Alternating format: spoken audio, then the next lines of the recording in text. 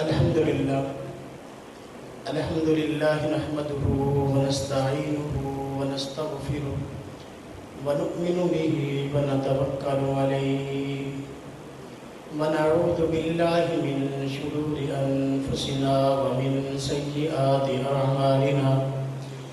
من يهده الله فلا مضل له ومن يضلله فلا هادي له ونشهد أن لا إله إلا الله وحده لا شريك له ونشهد أن سيدنا وسندنا ونبينا ومولانا محمدا عبده ورسوله أما بعد فأعوذ بالله من الشيطان الرجيم بسم الله الرحمن الرحيم إن أكرمكم عند الله أتقاكم قال النبي صلى الله عليه وسلم فقيه واحد أشد على الشيطان من 1000 عابد آمنت بالله صدق الله العظيم وصدق رسوله النبي الكريم ونحن على ذلك من الشاهدين والشاكرين والحمد لله رب العالمین۔ واجب الاحترام بزرگوں اور دوستوں، مسلک اہل سنت والجماعت سے تعلق رکھنے والے ایوب نوجوان بھائیوں اور دوستوں، اللہ رب العزت کی ہم سب پہ بے شمار عنایتیں اور نعمتیں ہیں۔ اگر ہم اللہ رب العزت کی نعمتوں کو گننا اور شمار کرنا چاہیں،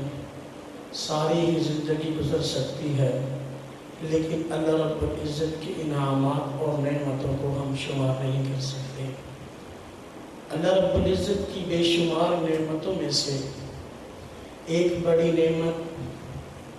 دین اسلام والی نعمت ہے، جس کے نازل کرنے والی ذات اللہ رب العزت کی ذات ہے۔ جس ہستی پہ یہ دین اترا نبی پاک صلی اللہ علیہ وسلم کی ذات ہے۔ نبی پاک صلی اللہ علیہ وسلم سے جن ہستیوں نے دین آگے دوسرے لوگوں کو نقل کیا، صحابہ اکرام رضوان اللہ علیہ مجمعین کی ذات ہے۔ صحابہ اکرام سے لے کر اس دین کو عملی شکل میں جس ہستی نے لکھوایا، امام اعظم ابو حنیفہ رحمۃ اللہ علیہ کی ذات ہے۔ دین نازل کرنے والی ذات اللہ رب العزت کی ذات ہو، جس ہستی پہ دین اترا نبی پاک صلی اللہ علیہ وسلم کی ذات ہو، جنہوں نے اس دین کو نقل کیا، صحابہ اکرام کی ذات ہو، جس ہستی نے اس دین کو عملی شکل میں لکھوایا، امام اعظم ابو حنیفہ رحمۃ اللہ علیہ کی ذات ہو، ہر ایک پر آج ہمارے معاشرے میں تنقید ہو رہی ہے۔ کتنے افراد اس وقت ہمارے معاشرے میں موجود ہیں جو اللہ رب العزت کی ہستی کے قائل نہیں، اپنے آپ کو کیمونسٹ اور دہریہ کہتے ہیں، اللہ رب العزت کے وجود کے قائل نہیں۔ اس وجہ سے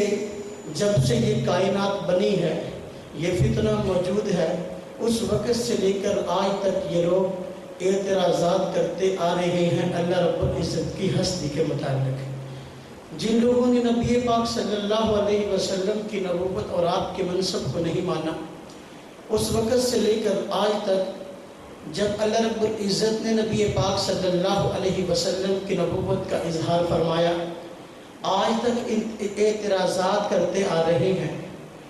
نبی پاک صلی اللہ علیہ وسلم کو جس وقت سے اللہ رب العزت نے صحابہ اکرام عطا فرمائے، اس وقت سے لے کر آج تک صحابہ اکرام کی ذات پر اعتراضات کرنے والے لوگ چلے آ رہے ہیں۔ نبی پاک صلی اللہ علیہ وسلم کے صحابہ سے جس وقت سے امام اعظم ابو حنیفہ رحمۃ اللہ علیہ نے اس دین حنیف کو لکھوایا ہے، آج تک لوگ اعتراضات کرتے آ رہے ہیں۔ حالانکہ اللہ رب العزت کی ذات پر آج تک جتنے اعتراضات ہوئے ہیں،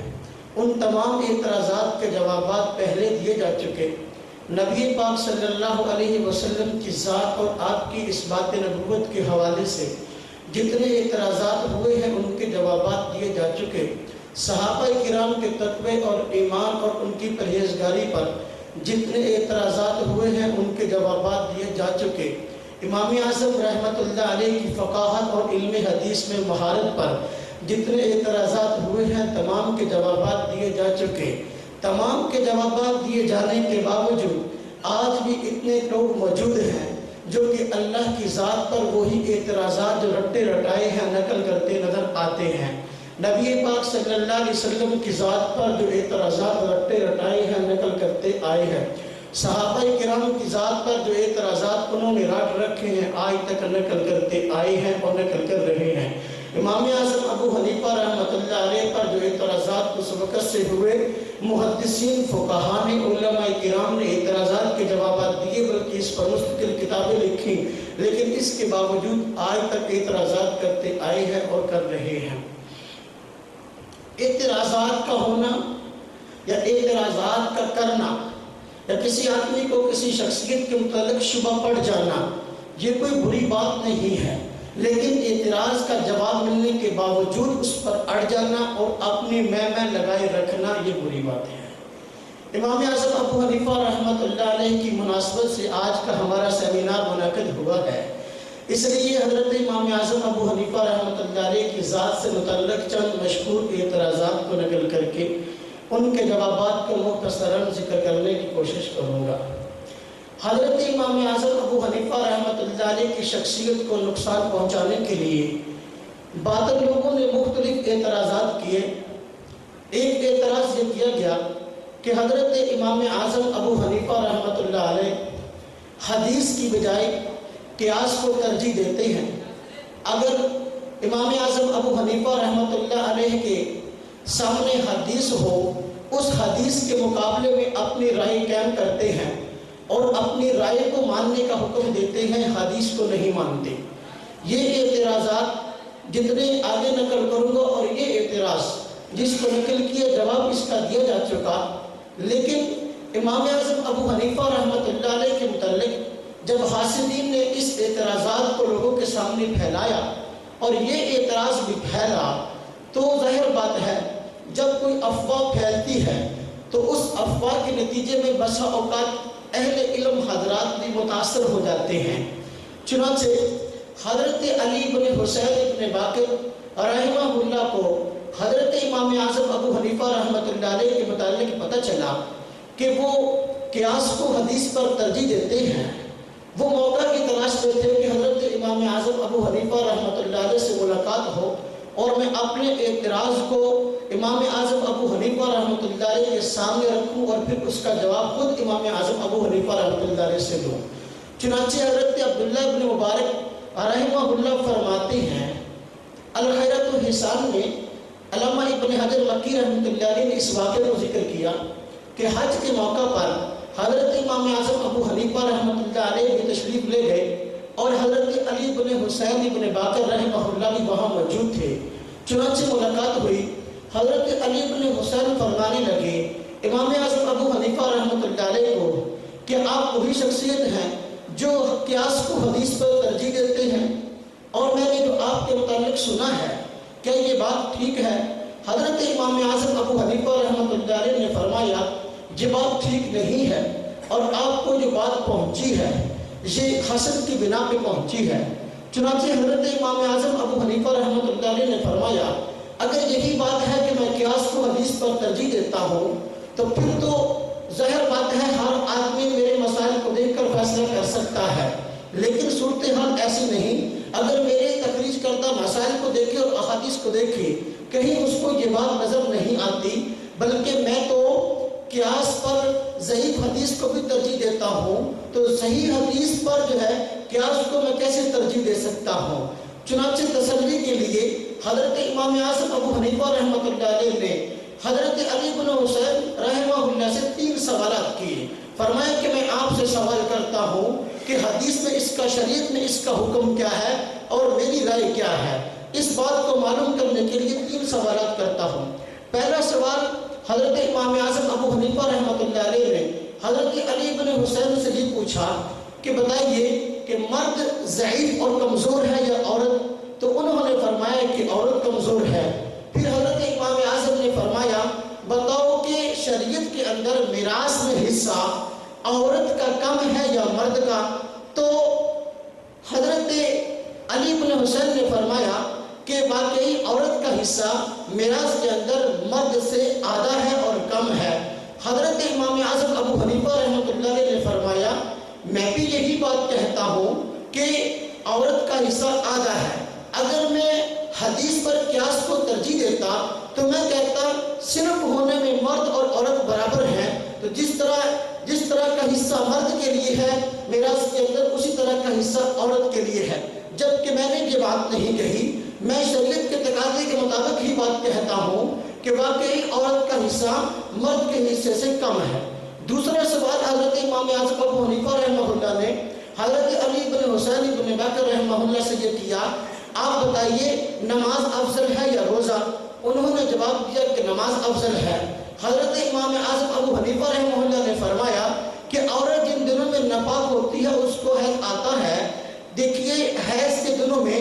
عورت کو جب وہ پاک ہوتی ہے، جو نمازیں گزری ہیں اور جو روزے گزرے ہیں، عورت کو نمازوں کے قضا کا حکم نہیں ہے بلکہ روزے کے قضا کا حکم ہے۔ حالانکہ آپ نے بتایا کہ نماز اور روزے میں سے افضل نماز ہے۔ اگر میں قیاس کو حدیث پر ترجیح دیتا ہوتا تو میں یہ فتویٰ دیتا کہ عورت جو ہے جب پاک ہو گزرے ہوئے ایام کے روزوں کی قضا نہ کرے بلکہ نماز کی قضا کرے۔ حالانکہ میرا یہ فیصلہ نہیں، میں حدیث کے مطابق یہ فیصلہ دیتا ہوں کہ عورت کے لیے نماز کی قضا نہیں ہے بلکہ روزوں کی قضا ہے۔ تیسرا سوال حضرت امام اعظم ابو حنیفہ رحمہ اللہ نے حضرت علی بن حسین بن بکر رحمہ اللہ سے یہ کیا کہ آپ بتائیں پیشاب اور منی میں سے زیادہ ناپاک چیز کون سی ہے؟ حضرت علی بن حسین نے فرمایا کہ پیشاب زیادہ ناپاک ہے۔ فرمایا کس روشنی میں؟ انہوں نے فرمایا کہ قرآن و سنت کی روشنی میں پیشاب زیادہ ناپاک ہے۔ فرمایا ٹھیک ہے، اگر پیشاب زیادہ ناپاک ہے یہی مسئلہ ہے تو اگر میں قیاس کو حدیث پر ترجیح دیتا ہوتا تو میں کہتا عورت اور مرد پر غسل اس وقت واجب ہو جب وہ پیشاب کرے، جب منی نکلے تو اس وقت میں غسل کے واجب ہونے کا فتویٰ نہ دیتا۔ حالانکہ میرا فتویٰ حدیث کے مطابق ہے کہ جب پیشاب آدمی کرے تو اس وقت غسل واجب نہیں، ہاں البتہ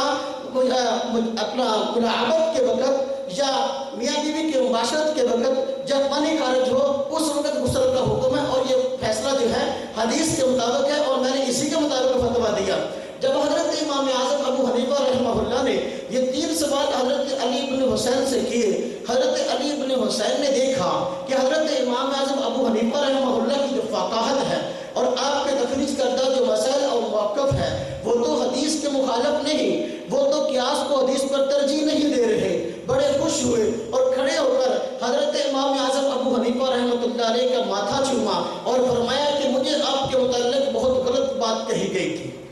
دیکھیے اس سوال کا جواب کہ امام ابو حنیفہ رحمۃ اللہ علیہ قیاس کو حدیث پر ترجیح دیتے ہیں، اس کا جواب صدیوں پہلے ہو گیا، اور اگر آدمی دیانتدار ہو سوال کا جواب مل جائے اس کی تسلی ہو جاتی ہے۔ حضرت علی بن حسین کو سوال کا جواب مل گیا، حضرت علی بن حسین نے کھڑے ہو کر امام اعظم کا ماتھا چوما ہے۔ آج کا وہ آدمی جو اس اعتراض کو یہ پھرتا ہے، ہم اس کو کیا کہیں؟ اپنے آپ کو سلفی بھی کہتا ہے، لیکن دیکھیے اسلاف کے ان کارناموں کو جن کو اعتراض ہوا، اعتراض کا جواب ملنے کے بعد ان لوگوں نے امام اعظم ابو حنیفہ رحمہ اللہ کا ماتھا چوما ہے۔ کیسا سلفی ہے ان اعتراضات کا جواب آج بھی لیے پھر رہا ہے، حالانکہ صدیوں پہلے اس اعتراض کا جواب ہو گیا۔ حضرت امام اعظم ابو حنیفہ رحمہ اللہ کی شخصیت پر اعتراضات میں سے ایک اعتراض یہ کیا گیا کہ حضرت امام ابو حنیفہ رحمۃ اللہ علیہ حدیث کے مقابلے میں اپنی رائے کو دخل دیتے ہیں، اگرچہ یہ اعتراض پہلے اعتراض سے ملتا جلتا ہے، میں نے اس کو الگ ذکر کیا۔ کہتے ہیں کہ حضرت امام ابو حنیفہ رحمۃ اللہ علیہ کہ جو حدیث کے مقابلے میں اپنی رائے کو ترجیح دیتے ہیں، امام ابو حنیفہ رحمۃ اللہ علیہ کے شاگردوں کا بھی یہ طرز عمل تھا کہ وہ جو ہے حدیث کے مقابلے میں اپنی رائے کو ترجیح دیتے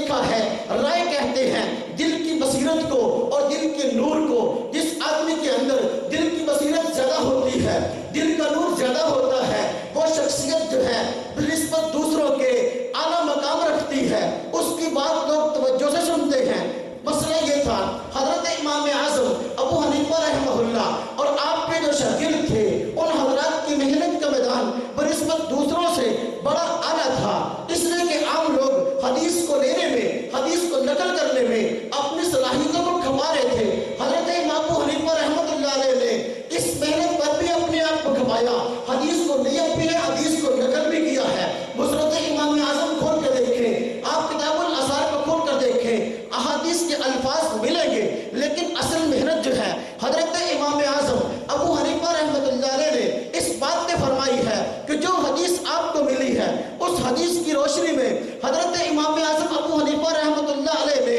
جتنے مسائل نکلتے تھے غور و فکر کے ساتھ, اپنے دل کی بصیرت کے ساتھ, اپنے دل کے نور کے ساتھ ان مسائل پہ غور کر کے, آیت پہ غور کر کے, حدیث پہ غور کر کے مسائل کو نکالا ہے. اب دیکھیے امام اعظم ابو حنیفہ رحمۃ اللہ علیہ کو اور آپ کے شاگردوں کو دل کی بصیرت عام لوگوں سے زیادہ تھی, دل کا نور ان کا زیادہ تھا, فقاہت اور سمجھ بنسبت دوسرے لوگوں کے ان لوگوں میں زیادہ تھی. اس لیے اس وقت کے لوگوں نے ان کو اعزازاً یہ لقب دیا کہ یہ اصحاب الرائے لوگ ہیں, یعنی اصل رائے تو ان لوگوں کی ہے, بہت سمجھدار لوگ ہیں, بہت عقل مند لوگ ہیں, ان کی فقاہت اپنی مثال آپ ہے. یہ تو ایک اچھا لقب تھا. باطل لوگوں نے اس اچھی بات کو برے نام سے یاد کرنا شروع کیا, وگرنہ ایسی کوئی بات نہ تھی. حضرت امام اعظم ابو حنیفہ رحمۃ اللہ علیہ پر جہاں اور اعتراضات کیے گئے, ایک اعتراض یہ کیا گیا کہ حضرت امام ابو حنیفہ رحمۃ اللہ علیہ باطل فرقہ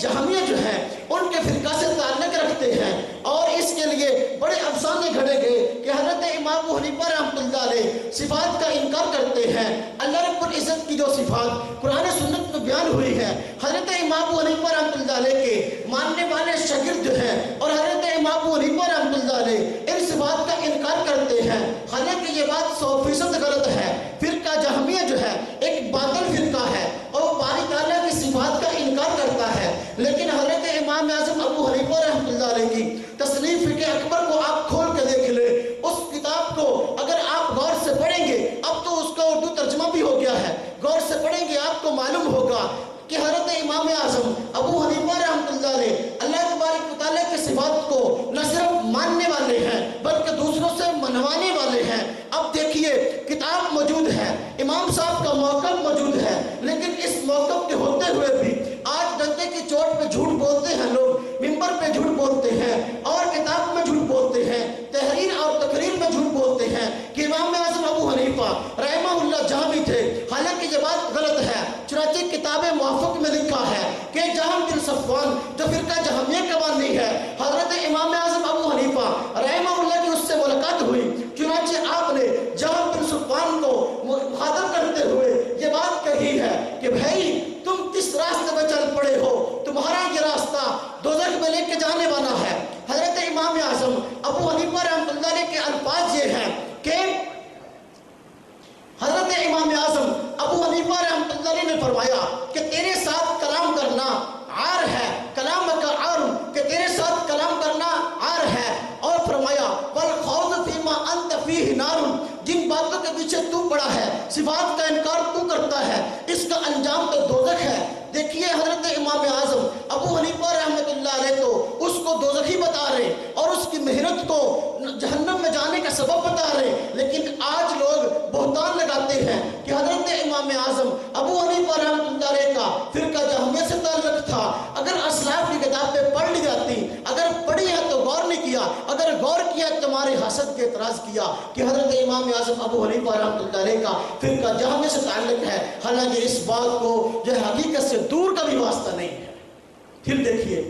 حضرت امام اعظم ابو حنیفہ رحمۃ اللہ علیہ پر جہاں اور بہت سارے اعتراضات کیے گئے ہیں, ایک اعتراض یہ کیا گیا کہ فرقہ ایک باطل گزرا جس کا نام فرقہ مرجیہ ہے, کہ حضرت امام اعظم ابو حنیفہ رحمہ اللہ کا اور آپ کے ماننے والوں کا اس باطل فرقہ مرجیہ سے تعلق ہے, اور اس کے لیے افسانے گھڑے گئے اور ایک عبارت کو بطور دلیل کے پیش کرتے ہیں کہ بنیاد الطالبین میں پیران پیر حضرت شیخ عبد القادر جیلانی رحمۃ اللہ علیہ نے جہاں فرقہ مرجیہ کی شاخوں کا ذکر کیا وہاں فرقہ حنفیہ کا ذکر کیا ہے۔ اس سے معلوم ہوتا ہے کہ حضرت امام اعظم ابو حنیفہ رحمہ اللہ اور آپ کے جتنے شاگرد ہیں یہ فرقہ مرجیہ سے تعلق رکھتے ہیں، حالانکہ یہ بات 100% غلط ہے۔ پہلے تو میں آپ کو یہ بات بتلاؤں کہ فرقہ مرجیہ کہتے کس کو ہے، فرقہ مرجیہ کا موقف کیا ہے۔ دیکھیں مشہور بات ہے کہ اللہ رب العزت نے جنت میں جانے کے لیے دو چیزیں جو ہیں وہ ضمانت بتائی ہیں،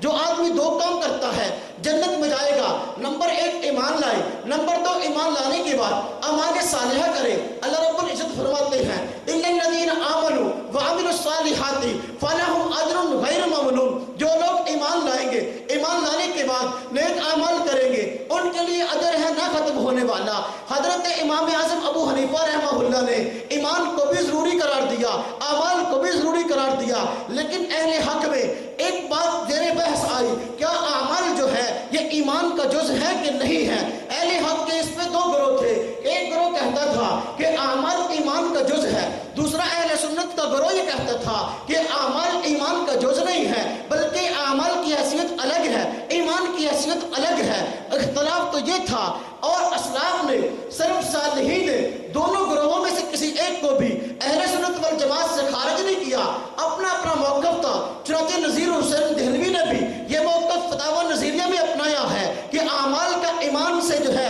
وہ جزیت والا تعلق نہیں ہے، یہ تعلق تو اور یہ عقیدہ تو معتزلہ کا عقیدہ ہے۔ چنانچہ دیکھیے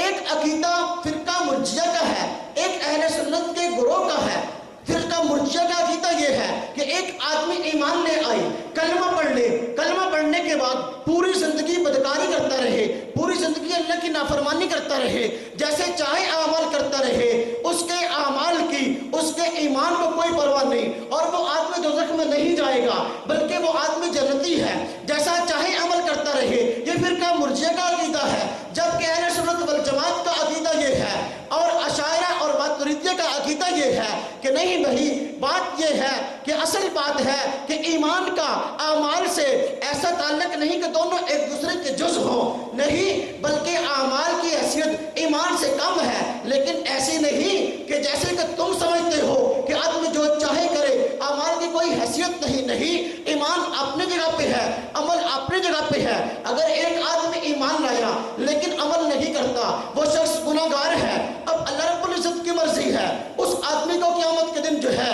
اس کو معاف فرمائیں یا معاف نہ فرمائیں۔ اللہ رب العزت چاہے تو اس کو دوزخ میں بھیجیں گے، معاف کر دیں گے تو جنت میں جائے گا۔ اب یہ موقف جو ہے حضرت امام اعظم ابو حنیفہ رحمہ اللہ کا تھا کہ اعمال ایمان کا جز نہیں ہے بلکہ ایمان کی حیثیت الگ ہے، اعمال کی حیثیت الگ ہے۔ چنانچہ ان اللہ لا یغفر ان یشرک بہ ویغفر ما دون ذلک لمن یشاء، اللہ رب العزت خود فرماتے ہیں ایمان لانے کے بعد جس آدمی نے شرک کیا اس کے گناہ کی معافی شرک کی نہیں ہے، اس کے علاوہ کوئی گناہ بھی ہے اس کو اللہ رب العزت بخش سکتے ہیں۔ اس قرآن پاک کی آیت کو دلیل بنا کر حضرت امام اعظم ابو حنیفہ نے فرمایا اگر ایک مومن ہے وہ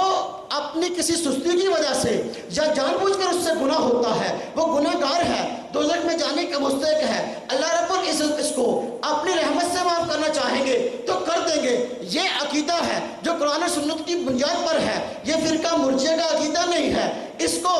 حضرات محدثین نے اگر دیکھا جائے تو اس کو اہل سنت والجماعت کا عقیدہ قرار دیا ہے، اور اس کو باطل فرقوں کے ساتھ شامل کسی نے بھی نہیں کیا۔ لیکن ادھر دیکھیے آج لوگ کہتے ہیں کہ امام ابو حنیفہ رحمۃ اللہ علیہ اور ان کے ماننے والے سارے کے سارے لوگ جو ہے فرقہ مرجیہ سے تعلق رکھتے ہیں۔ دلیل میں پیش کرتے ہیں عبارت حضرت پیران پیر شیخ عبد القادر جیلانی رحمۃ اللہ علیہ کی کہ انہوں نے غنیۃ الطالبین میں لکھا ہے کہ جی یہ جو فرقہ حنفیہ ہے یہ فرقہ مرجیہ کی ایک شاخ ہے، حالانکہ غنیۃ الطالبین کی عبارت کو زجر اور تربیز کے ساتھ پیش کیا جاتا ہے، اور اگر آپ غور کریں اس کے نسخوں میں فرق ہے۔ پیران پیر کی جو کتاب ہے یہ مارکیٹ میں ملتی ہے، اگر آپ اس کے نسخے مارکیٹ سے خریدیں اس کے نسخوں میں جو ہے فرق ہے۔ ایک جگہ پر تو وہ فرقہ حنفیہ کا تذکرہ ہی نہیں ہے بلکہ فرقہ مرجیہ کی جتنی شاخیں نقل ہوئی ہیں ان میں حنفیہ کا تذکرہ کیا ہی نہیں پیران پیر نے، بلکہ وہاں فرقہ غسانی کا تذکرہ ہے۔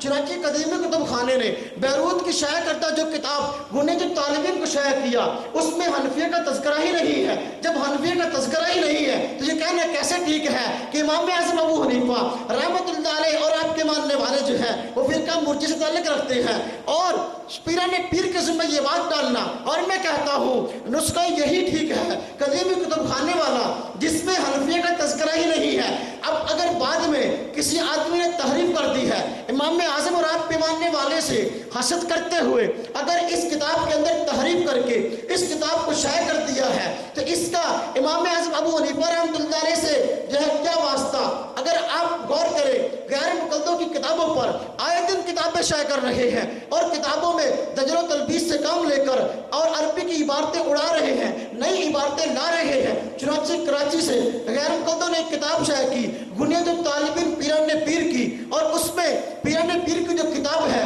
پوری دنیا سے چھپ رہی تھی۔ اس کتاب میں کسی نسخے میں یہ عبارت نہیں تھی کہ تراویاں 8 ہیں، بلکہ پوری دنیا میں جتنے بنیاد الطالبین کے نسخے چھپے ہیں سب میں لکھا ہے کہ تراوی 20 ہیں۔ لیکن غیر مقلدوں نے مکتبہ سعودیہ سے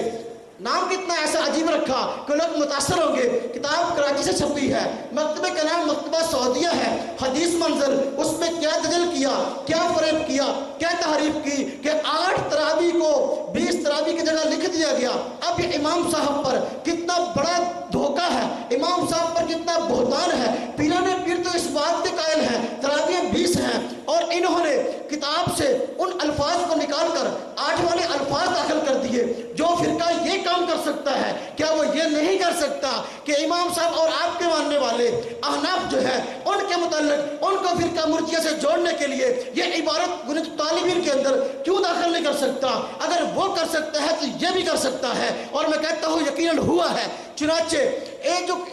تذکرہ ملا ہے حنفیہ کا فرقہ مرجئہ کی شاخوں کے اندر، اگر آپ اور نسخوں پر غور کریں، ایک نسخہ غیر مقلدوں نے شائع کیا مکتبہ صدیقی لاہور سے، اس میں لکھا ہے کہ احناف جو ہے یہ فرقہ مرجئہ کی ایک شاخ ہے، وہاں بعض کا لفظ نہیں ہے، حالانکہ اکثر نسخوں کے اندر بعض الحنفیہ کا لفظ لکھا ہے۔ کہاں بات ہے بعض لوگوں کی، کہاں بات ہے سب لوگوں کی؟ عام نسخوں کے اندر بعض کا لفظ ہے، جبکہ لاہور والے مکتبے سے مکتبہ صدیقی سے جو کتاب چھپی ہے اس میں جو ہے بعض کا لفظ بھی ہٹا دیا۔ یہ کتنا دجل اور فریب ہے، اور شیخ محی الدین نے اس کو شائع کیا ہے ثابت کرنے کے لیے کہ بعض حضرات نہیں بلکہ سارے امام ابو حنیفہ کو ماننے والے جو ہیں وہ مرجئی ہیں۔ یہ دوسرا دجل ہے اس عبارت کے اندر۔ اور تیسری بات جو ہے دیکھیں حضرت، اگر یہ بات کسی نے لکھی بھی ہے، شیخ صاحب نے لکھی ہے، کسی نے داخل کی ہے، اس عبارت کا مطلب صرف اور صرف اتنا بنتا ہے کہ بعض افراد جو اپنے آپ کو امام اعظم ابو حنیفہ رحمۃ اللہ علیہ کے مقلد بتاتے ہیں، اپنے آپ کو حنفی بتاتے ہیں، بعض حضرات کا یہ موقف ہے کہ وہ ایمان کے ساتھ عمل کو جزئیت والا تعلق نہیں مانتے، اعمال کو ایمان کا حصہ نہیں مانتے، اعمال کو ایمان کا جز نہیں مانتے۔ بعض افراد کی بات کہی ہے، بعض کا اطلاق 1 سے بھی ہوتا ہے، بعض کا اطلاق 2 پر بھی ہوتا ہے، بعض کا اطلاق 3 پر بھی ہوتا ہے۔ اب 2-3 آدمیوں کا یہ نظریہ ہو تو یہ سب پر تھوپ کیے جائے کہ امام ابو حنیفہ رحمۃ اللہ علیہ کے سارے ہی ماننے والے مرجئی ہیں، یہ حقیقت سے کتنا بڑا انحراف ہے۔ پھر مزید دیکھیے، اگر اسی بات کو ہم لیتے ہیں کہ جی ہاں اگر بعض کا لفظ لکھا ہے اس سے سارے ہی ماننے والے مراد ہیں، پھر ہم کہیں گے اب بہت سارے افراد جو ہیں اپنے آپ کو اہل حدیث کہتے ہیں، لیکن آج کے دور میں بھی ان کی کتابیں مارکیٹ سے ملتی ہیں۔ حضرت عیسیٰ علیہ السلام کو وہ اپنے والد سے پیدا شدہ مانتے ہیں، حالانکہ پوری امت کا اجماع ہے اس بات پر کہ حضرت عیسیٰ بغیر باپ کے پیدا ہوئے۔ یون زمزم کے نام سے کتاب آج بھی مارکیٹ سے مل رہی ہے۔ کتنے ایسے غیر مقلد لوگ ہیں جنہوں نے آج ایسے نظریات اپنائے ہیں کہ اہل سنت والجماعت میں اس کا تصور بھی نہ تھا۔ ایک فرقہ غیر مقلدوں سے نکلا اہل قرآن کے نام سے، انہوں نے حدیث کے حجت ہونے کا انکار کیا ہے۔ ایک فرقہ غیر مقلدوں سے نکلا جس کا نام جماعت المسلمین ہے، اس نے نہ صرف پوری امت پر بلکہ خود دوسرے غیر مقلدوں پر بھی کفر کا فتویٰ لگایا ہے۔ اگر آج ہم یہ بات کہیں کہ سارے کے سارے غیر مقلد جو ہیں وہ حضرت عیسیٰ کی حیات کے منکر ہیں اور حضرت عیسیٰ علیہ السلام کو بغیر باپ کے نہیں مانتے بلکہ آپ کے باپ کو مانتے ہیں، ظاہر بات ہے لوگ کہیں گے کہ یہ بات انصاف والی نہیں ہے۔ پھر ہم کہتے ہیں یہ بات انصاف والی کہاں سے آ گئی کہ بعض لوگوں کا تذکرہ ہے، اس سے مراد 1 بھی ہو سکتا ہے، 2 بھی ہو سکتے ہیں، بہت سارے لوگ ایسے گزرے ہیں زمانے ماضی میں جو اپنے آپ کو امام ابو حنیفہ کا مقلد کہتے تھے، لیکن ان کا تعلق کسی نہ کسی باطل فرقے سے تھا۔ اگر کوئی فرقہ مرجئہ سے تعلق رکھنے والا ایسا فرد ہو جس کا فرقہ باطلہ فرقہ مرجئہ سے تعلق ہو اور وہ اپنے آپ کو امام ابو حنیفہ رحمۃ اللہ علیہ کا مقلد بھی شو کرتا ہو، اس سے امام ابو حنیفہ رحمۃ اللہ علیہ کی ذات اور سچے اور پکے حنفی جو ہیں ان کے نظریے پر جو ہے کیسے قدغن لگائی جا سکتی ہے؟ آپ غور کر سکتے ہیں اس بات پہ؟ اگر ایک دو آدمی تو ان کا کون ذمہ دار ہے؟ پھر مزیداری کی بات سنیں، ایک کتاب چھپی ہے علامہ ابن جوزی رحمۃ اللہ علیہ کی تلبیس ابلیس، یہ صدیوں سے چھپتی آ رہی تھی، غیر مقلدوں نے اس کو تحریف کے ساتھ شائع کیا، اس کا نام رکھا صحیح تلبیس ابلیس۔ آج تحریف کا نام، آج جھوٹ کا نام، خیانت کا نام، بددیانتی کا نام صحیح رکھا جاتا ہے، تصحیح و تعلیق رکھا جاتا ہے۔ اس کتاب کو شائع کیا گیا، علامہ ابن جوزی کی کتاب صدیوں سے چھپ رہی تھی، اس کتاب کے اندر علامہ ابن جوزی رحمۃ اللہ علیہ نے فرقہ مرجئہ کی شاخوں کا تذکرہ کیا، جہاں اور شاخوں کا تذکرہ کیا وہاں ایک شاخ یہ بتائی ہے کہ فرقہ ظاہریہ بھی فرقہ مرجئہ کی ایک شاخ ہے۔ کیا بتایا؟ فرقہ ظاہریہ بھی فرقہ مرجئہ کی ایک شاخ ہے۔ اب غیر مقلدوں نے اس کتاب کو شائع کیا، پریشان ہو گئے، وہ فرقہ ظاہریہ کے ڈانڈے تو ہم اپنے ساتھ ملاتے ہیں، اپنی ہمیشگی بیان کرنے کے لیے کہتے ہیں، فرقہ ظاہریہ تو ہمارا طبقہ ہے۔ علامہ ابن جوزی نے کیا کر دیا؟ انہوں نے ہم کو فرقہ جو ہے مرجئہ سے ملا دیا ہے، یہ تو بات الٹ ہو گئی۔ امام اعظم ابو حنیفہ رحمۃ اللہ علیہ سے بغض رکھنے والے آدمیوں کا انجام یہ ہے، جو امام ابو حنیفہ رحمۃ اللہ علیہ کو مرجی کہتا تھا آج خود مرجی بن کے مرجیوں کی صف میں کھڑا ہے۔ اس لیے کتاب میں تحریف کرنی پڑی اور نیچے حاشیے میں لکھنا پڑا کہ جی علامہ ابن جوزی نے انصاف نہیں کیا، یہ بات ٹھیک نہیں لکھی، فرقہ ظاہریہ جو ہے وہ اس بات کا قائل نہیں ہے، وہ فرقہ مرجیہ سے تعلق نہیں رکھتا۔ حالانکہ آپ نے دلیل بتائی ہے، ہر آدمی اس کا فیصلہ کر سکتا ہے۔ علامہ ابن جوزی نے فرقہ ظاہریہ کو جو بتایا کہ یہ فرقہ مرجیہ سے تعلق رکھتا ہے، وجہ کیا بتائی؟ کہ یہ قیاس کے حجت ہونے کے منکر ہے۔ کیا دلیل بتائی؟ قیاس کے آج طبقہ ہے منکرین تقلید کا، غیر مقلدین کا، کیا وہ تقلید کا منکر نہیں؟ کیا وہ قیاس کے شرعی ہونے کا منکر نہیں؟ قیاس کو شیطان کا کام نہیں کہتا،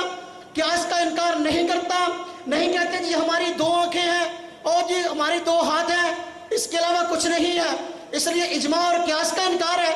اس لیے حضرت علامہ ابن جوزی رحمۃ اللہ علیہ نے فرقہ مرجئہ کی جہاں شاخیں بتائی ہیں وہاں ایک شاخ فرقہ ظاہریہ کو ذکر کیا، اس کی علامت یہ بتائی ہے کہ قیاس کے حجت ہونے کے منکر ہیں، آج کے غیر مقلد بھی قیاس کے حجت ہونے کے منکر ہیں، اس لیے وہ بھی فرقہ مرجئہ سے تعلق رکھتے ہیں۔ اور اب تو ایک اور تحقیق آ گئی ہے، اگر آپ لشکر طیبہ جماعت الدعوہ والوں کا رسالہ الحرمین پڑھتے ہیں اس پہ غور کریں، جو تازہ شمارے پچھلے ایک سال سے آئے نا، اس میں چند شماروں کے اندر یہ بحث چھڑی ہے کہ ان کا بہت بڑا مجدد، بہت بڑا علامہ جس کو یہ کہتے ہیں کہ اس نے حدیث کی تحلیل پر اور حدیث کی تصحیح و تصحیح پر بڑا کام کیا، اس کو مجدد کہتے ہیں، ناصر الدین البانی کے نام سے اس کے متعلق لکھا ہے الحرمین کے اندر کہ ہمارے پاس نافہم لوگوں نے ان کو فرقہ مرجئہ سے جوڑ دیا ہے اور کہا ہے کہ وہ فرقہ مرجئہ سے تعلق رکھتے تھے۔ میں کہتا ہوں اگر تم بچنا چاہو امام اعظم ابو حنیفہ رحمۃ اللہ علیہ کی روحانی بددعا سے تم نہیں بچ سکتے، سارے کے سارے ویسے ہی رگڑے گئے۔ صحیح ابن جو تلبیس ابلیس کتاب ہے اس کی روشنی میں، اور اب الحرمین والے صفائی دے رہے ہیں ناصر الدین البانی کی کہ نہیں وہ فرقہ مرجئہ سے نہیں ہے، ہمارے جن لوگوں نے ان کو فرقہ مرجئہ سے جوڑا ہے ان کی بات غلط ہے۔ ہم کہتے ہیں تم صفائیاں دیتے رہو لیکن تم صفائیاں نہیں دے سکتے، اس لیے کہ تم نے مرتے حق امام اعظم ابو حنیفہ رحمۃ اللہ علیہ پر مرجی ہونے کا الزام لگایا، اور تم پر یہ الزام گاہے بگاہے شخصیات پر لگتا رہے گا اور تم اس کو کبھی نہیں روک سکتے۔ اصل بات جو ہے، بات ختم کرنا چاہتا ہوں، امام اعظم ابو حنیفہ رحمۃ اللہ علیہ پر جو اعتراضات کیے گئے ہیں، اعتراض جتنے بھی ہوئے ہیں داستان بڑی لمبی ہے، اس کی ایک وجہ ہے۔ تبیین الصحیفہ میں اس وجہ کو علامہ ابن ابی داؤد رحمہ اللہ نے ذکر کیا ہے۔ وجہ کیا جی؟ علامہ ابن ابی داؤد رحمہ اللہ فرماتے ہیں کہ ان الناس فی ابی حنیفہ حاسد لہو او جاہل بہی، کہ جتنے بھی لوگ ہیں امام اعظم ابو حنیفہ رحمۃ اللہ علیہ پر اعتراض کرنے والے یا تو ان کو امام اعظم رحمہ اللہ کی شخصیت سے حسد ہے، یا وہ آپ کے کمالات سے ناواقف ہے اور جاہل ہے۔ اس لیے آج جتنے بھی حضرات اعتراض کر رہے، ہم ان کو حاسد نہیں کہتے، ہم ان کو جاہل کہتے ہیں، اس لیے کہ اگر آدمی اہل علم ہو، دوسرے اہل علم سے حسد کرے، اس دوسرے اہل علم کے بارے میں یہ رائے رکھے، اس کا علم بھی میرے پاس آئے، اس کے کمالات بھی میرے پاس آئے، اس کو تو ہم حسد کہہ سکتے ہیں۔ خود اہل علم ہے، دوسرے اہل علم پر اس اعتبار سے رائے رکھتا ہے کہ یہ کیوں اتنے کمالات لے گیا، میں کیوں پیچھے رہ گیا، یہ کمالات تو میرے ہی ہونے چاہیے، اس کو حسد کہتے ہیں۔ یہ اہل علم کام کر سکتے ہیں، غیر مقلدوں کے پاس تو علم ہی نہیں ہے، اس لیے یہ سارے کے سارے جہلاء کی لسٹ میں آتے ہیں۔ سارے کے سارے جہلاء جتنے بھی ہیں یہ سارے امام اعظم ابو حنیفہ رحمۃ اللہ علیہ کے فقاہت، آپ کے مرتبہ اور آپ کے علمی شان سے جو ہے یہ حضرات نواقف ہیں۔ اللہ رب العزت ہم سب کو امام اعظم ابو حنیفہ رحمۃ اللہ علیہ کی شخصیت کو پڑھ کر، سن کر اس پر عمل کرنے کی توفیق